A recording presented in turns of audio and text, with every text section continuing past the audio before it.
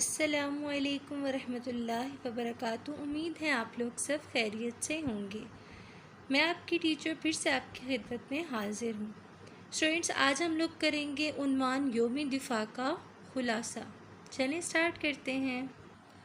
सब स्टूडेंट्स जो है अपनी नोटबुक ओपन करें, मार्जिन लाइन ड्रॉ करें और जो है अपनी कॉपी पर 604 से लिखें खुलासा।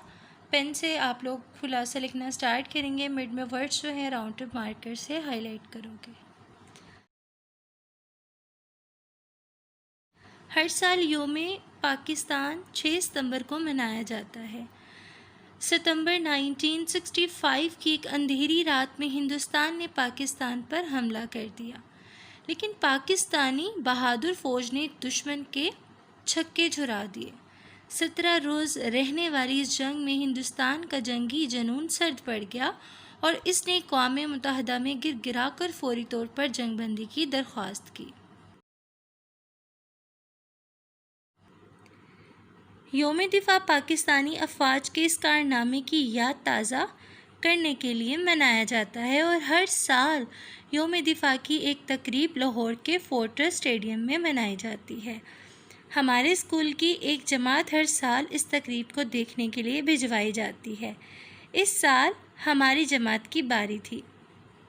हम सब बस में बैठकर स्टेडियम पहुँचे।